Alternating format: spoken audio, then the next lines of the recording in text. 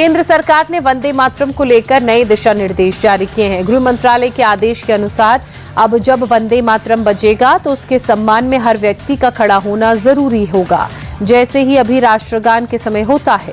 साथ ही सरकारी कार्यक्रमों में वंदे मातरम के 6 श्लोकों का गायन था। वादन 3 मिनट 10 सेकंड तक जरूरी होगा। आदेश में यह भी कहा गया है कि राष्ट्रगान से पहले वंदे मातरम का 6 श्लोकों वाला संस्करण बजाया या गाया जाना अनिवार्य होगा।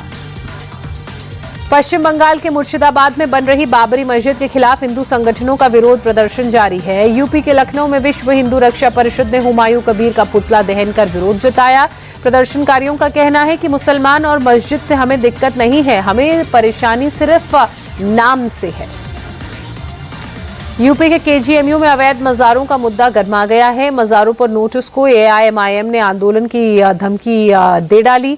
यूपी सेंट्रल एआईएमआईएम के अध्यक्ष शेख ताहिर सिद्दीकी ने कहा, अगर केजीएमयू में मज़ारों और दरगाहों पर बुलडोजर की कार्रवाई हुई तो पहले बुलडोजर को एआईएमआईएम के कार्यकर्ताओं के सीने के ऊपर से गुजरना होगा।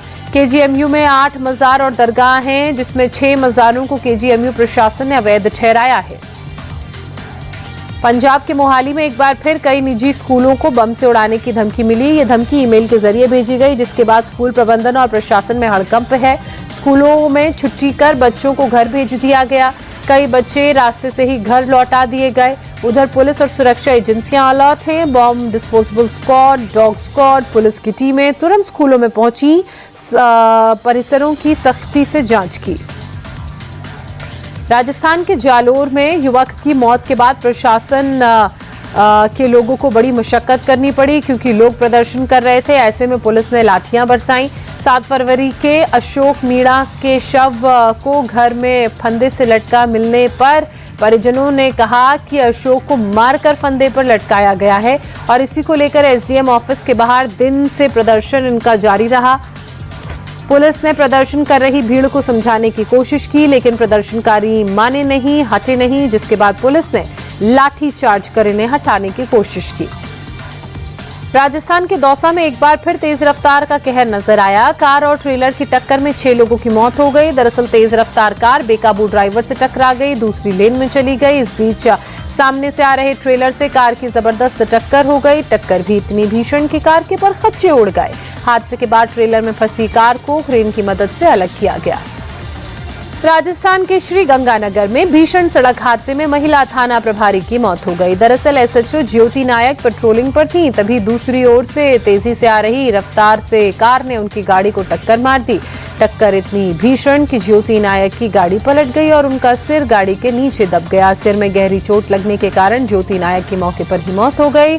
और ये जो हादसा हुआ उसमें जिस कार की तस्वीर आप देख रहे हैं वो हरियाणा नंबर की है।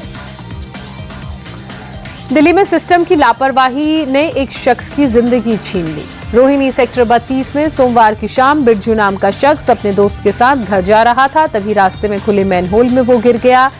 घटना के वक्त चूंकि दोनों नशे में थे तो पता नहीं चला। बाद में जब बिरजू के दोस्त से बिरजू के परिवार वालों ने पूछा तो इसकी जानकारी लगी। 3 घंटे का वक्त मौके पर पहुंची रेस्क्यू टीम को उसके शव को निकालने में लगा। यूपी के भदोही में भूमि विवाद में एक युवक की गोली मारकर हत्या कर दी गई, जबकि 2 लोग घायल हैं। पुलिस ने 3 लोगों को हिरासत में लिया। घटना के बाद से इलाके में अफरा तफरी है। आशीष यादव अपनी जमीन पर बैरिकेडिंग कर रहा था। इसी दौरान वहां 6 से 7 लोग डंडे लाठी लेकर पहुंचे, हमला शुरू कर दिया। आरोपी ने लाइसेंसी रिवॉल्वर निकालकर 3 राउंड फायरिंग तक की, जिसमें एक युवक की मौत हो गई। 3 लोगों को मामले में पुलिस ने हिरासत में लिया है। मथुरा के गोवर्धन में थाने से चंद कदमों की दूरी पर युवक के अपहरण की कोशिश की गई। घटना गोवर्धन दान घाटी मंदिर के पास हुई। पीड़ित दुष्यंत निवासी भवनपुरा एक पुराने मामले में गवाह है। आरोप है कि इसी मामले में फरार चल रहे आरोपियों ने दुष्यंत को सरेराह घेर लिया, जबरन गाड़ी में डालने की कोशिश की। जान बचाने के लिए वो भागा, थाने के अंदर घुस गया, तब जाकर कब उसकी जान बच सकी। यूपी के प्रतापगढ़ में मॉर्निंग वॉक पर निकली महिला को रोडवेज बस ने टक्कर मार दी। टक्कर इतनी जबरदस्त कि महिला उछलकर सड़क पर जा गिरी। महिला के पैर की बात की जाए तो वो बस के नीचे आ गए। घटना वहां लगे सीसीटीवी में कैद हो गई। बस के पहिए के नीचे आते ही महिला का दाहिना पैर कुचल गया, जिसके बाद डॉक्टर्स को इलाज के दौरान पैर को एम्पुटेट करना पड़ा। यूपी के मुजफ्फरनगर से दिल दहला देने वाला एक वीडियो सामने आया। सीसीटीवी में छोटे बच्चों के साथ स्कूटी पर सवार महिला की स्कूटी सीधे दीवार से जा टकराई। मौके पर खड़े लोगों ने दौड़कर महिला और बच्चे को नाली से निकाला। दीवार से टकराने के चलते बच्चे की हालत नाजुक है, महिला चालक भी घायल है। महिला की लापरवाही का वीडियो इस वक्त सोशल मीडिया में खूब वायरल है। कानपुर में लैम्बोर्गिनी केस में नया वीडियो सामने आया है। वीडियो में साफ दिख रहा है कि कौन झूठ बोल रहा है और कौन सच। वीडियो के सामने आने के बाद शिवम के पिता, वकील और ड्राइवर का झूठ बेनकाब हो गया है। ये वीडियो घटना के तुरंत बाद का है। वीडियो में दिखाई दे रहा है कि गाड़ी में कोई ड्राइवर मौजूद नहीं है। ड्राइविंग सीट के अंदर शिवम मिश्रा ही बैठा है। यूपी के मैनपुरी में यूपी एसटीएफ ने फर्जी ऑयल रैकेट का भंडाफोड़ किया। पुलिस राधेश्याम और अंकित यादव नाम के 2 लोगों को गिरफ्तार कर चुकी है। कई फर्जी दस्तावेज जब्त किए हैं। पेट्रोल पंप की फ्रेंचाइजी दिलाने के नाम पर ये गैंग लाखों की ठगी को अंजाम दे रहे थे। इन दोनों ने 25 लाख रुपए में पेट्रोल पंप खुलवाने का झांसा देकर पैसे ऐंठे थे। यूपी के कुशीनगर में एक तेज रफ्तार काले रंग की थार ने जमकर तांडव मचाया। पुलिस के रोकने पर थार चालक ने गाड़ी की रफ्तार बढ़ा दी। सामने आने वाले वाहनों को टक्कर मारते हुए भाग निकला।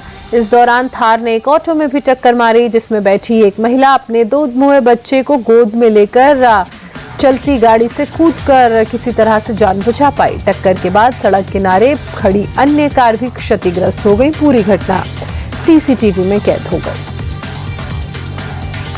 अहमदाबाद के सुखराम नगर की एक चौल में बालकनी गिर गई। इस हादसे में 15 से 20 लोगों के फंसे होने की आशंका है। रेस्क्यू के लिए मौके पर फायर ब्रिगेड की टीम पहुंची। शुरुआती रिपोर्ट्स के मुताबिक कोई हताहत नहीं हुआ है। टीम के लोग सुरक्षित हैं और जो फंसे हुए हैं उनको निकालने का काम हो रहा है। चौल पहले से ही काफी चूंकि जर्जर थी। बालकनी में अक्सर कई लोग एक साथ खड़े हो जाते थे और ऐसा ही कुछ इस बार हुआ, जिस कारण ये भर-भराकर धराशाही हो गई। गुजरात के अहमदाबाद में कस्टम डिपार्टमेंट को बड़ी कामयाबी हाथ लगी है। कस्टम ने अहमदाबाद एयरपोर्ट से 7 किलो हेरोइन पकड़ी है। साथ ही एक ड्रग तस्कर को भी गिरफ्तार किया है। पकड़ी गई ड्रग्स की कीमत अंतर्राष्ट्रीय बाजार में 30 करोड़ रुपए है। मलेशिया से 26 साबुनों के आकार के बॉक्स और 3 सफेद लिफाफों में छिपाकर ड्रग्स लाई जा रही थी। आरोपी के खिलाफ एनडीपीएस एक्ट के तहत केस दर्ज कर लिया गया है।